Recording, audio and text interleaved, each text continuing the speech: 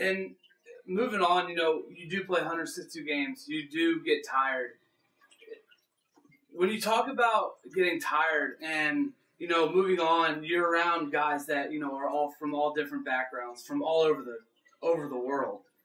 How is that, the different cultures, the different religions, how does that affect you when you talk about, like, when you're trying to put on a positive attitude in front of them, how does their actions affect you? Well, I mean, you're talking about for the majority of the year, you have, 24, really brothers that you're with so much. A lot of times we're around each other more than, we're around our family. The biggest thing is, you want the clubhouse, to believe in the one common goal that you have, and that's to win. And you have to understand that you're going to get your little arguments. You're going to get, little fights throughout the course of the year, but ultimately, it's like a, kind of a family feud and a family fight that happens, and, you get past it. But that's the amazing thing about baseball is you have guys from, Japan, guys from, Korea, the Asian countries, so many Latin American countries, Canada, the United States, Mexico, and really it's a melting pot. And no matter what language you speak, no matter what color your skin is, you have one common goal and one common language, and that's baseball, and that's what makes it, I think, so great. And going on about that whole atmosphere and your faith as a Christian and stuff like that, how has that affected the way you play throughout your career? I mean, obviously, I was given a lot of just God-given skill, and as much as you work, as a player, you have to understand that, things happen for a reason. And, I think that, like I said before, this game can really beat you down. So, you have to, be strong mentally. You have to, be strong in what you believe. And ultimately, if you can really stand up to, that task and really rise above, some of the, the negative things that are out there, I think that, ultimately you can succeed, in this game and succeed in life. But, I'm very thankful for the talent that I was given, and I'm going to try to do my best to, fulfill what I think I'm capable of. Was there any time in your career from 2001 to now where you were struggling, physically, mentally, emotionally, where you had to rely on God more than anything else? Well, I mean, it's again, I think that, if you go out there and you're strong in what you believe and you stand for what you believe, I think that there's no question it helps you get through, some of the tough times. But, I think that, no matter what, because obviously in the clubhouse you have people from different backgrounds, you have people, with different religions, and I think that if you stand firm in what you believe in, and you, are aware that there's going to be some ups and downs, and you try to stay as consistent as you can, then I think you can get through it.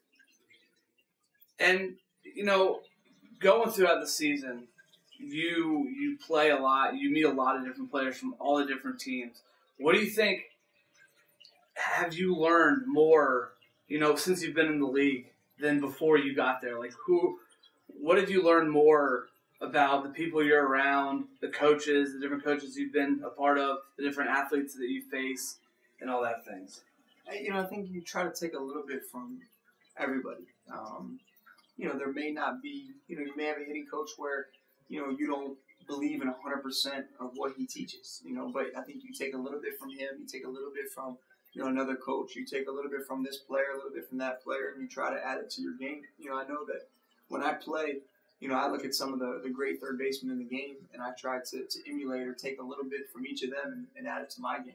I never think that you can be complete as a player. I think you're always learning, you're always trying to get better, and I think that has a lot to do with players that you're around and also players that you play against. You try to take a little bit from everybody's game. Definitely. Your organization, the David Wright Foundation, it specializes for kids with multiple sclerosis. Why the multiple sclerosis kids? Well, we started off, with MS. I think that I had a friend whose wife has MS, so the first couple events that we did through the foundation, I wanted to kind of do in his honor. Since then we've moved on to doing a lot of. We work very closely with CHKD here in Norfolk, and I'm very excited. We have our first event that I've done through my foundation down here in Virginia coming up later this month. So I'm very excited about that. I've had the opportunity to do some events up in New York for some hospitals up there, for the Ronald McDonald House, some other organizations that we work closely with. But it's just something that I think that when you put that uniform on, you can do some good things away from the field. You can use your name, use the New York Mets name to really not only gain attention, but to raise some money for some great causes, and that's something that I've tried to do and something I take a lot of pride in. You and some other players, I know there's a lot of organizations and foundations out there that the players sponsor. Do you guys ever do joint fundraisers throughout the year or throughout the off season? Yeah, I mean, also this area has become such a hotbed for, sports and baseball, in particular. So, we try to help each other out. I know the Uptons have a golf tournament earlier in the winter that we all try to attend. Ryan Zimmerman, the same thing. He usually has a golf tournament that we all try to attend. And, I think that we take a lot of pride in being from this area and really trying to give back. And, I'm looking forward to at least the event that I have coming up that, I've gotten commitments from all those guys, Kadai, Uptons, Zimmerman. And, I'm really looking forward to, really doing things together and really giving back to the community that's done so much for us. Throughout your whole career, even, going back to high school, you lived, breathed, and all you thought about was baseball. Was there ever a moment throughout your senior year and going throughout your career where you thought this could really happen? The whole getting drafted, playing in the major leagues, playing in the biggest stage in baseball. I mean, I don't think that I dreamt it would happen. I've never thought that, realistically, that it was really going to happen. I think that, I did well in school. I was ready to go to college if the draft didn't work out. And I always had a fallback plan. I never put really all my eggs into the baseball basket because, as good as I thought I was in this area, you never know what's going on in Florida and Texas and California, these places. So, I hoped it would happen. I never realized that I would be at the point where, I'd be an all-star and get a chance to do some of the things that I've done. But, I always hoped. And when you hope and you believe in something, then you try to attain that goal.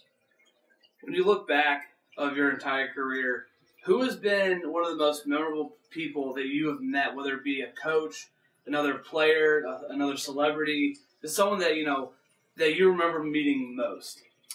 Well, my first couple years, there was a utility infielder that we had named Joe McEwen that really took me under his wing and I think really taught me a lot, about the game and how to handle yourself. And I've kept in touch with him since then. The same goes with, coaching side, Howard Johnson.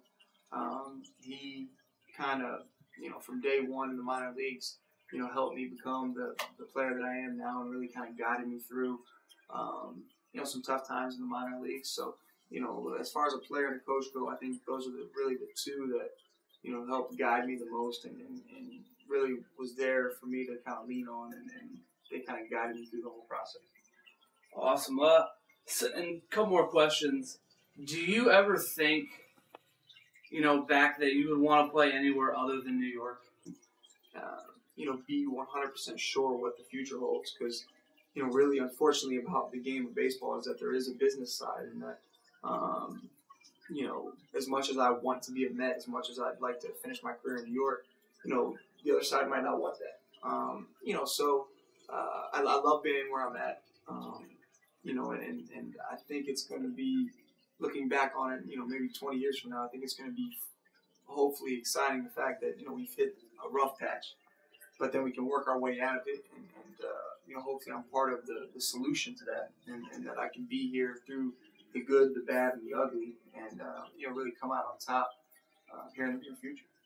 What would you say to a kid that's in Little League that wants to and has the dream of playing in the major league someday? What would you tell them about how to go and how to react? And I think just have fun with it. I think there's too many kids that treat the game like a job, and I remember growing up that I just loved everything about the game.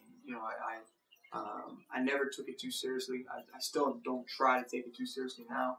I try to treat every game like it's Saturday afternoon going and playing Little League.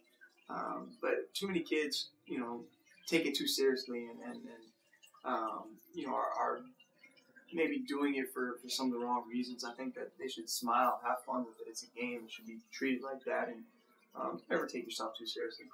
Awesome. Well, that's all the time we got here. David, thanks for your time. Thank you. I appreciate it. Thanks Good luck on next season. And, we'll talk to you later. Thank you.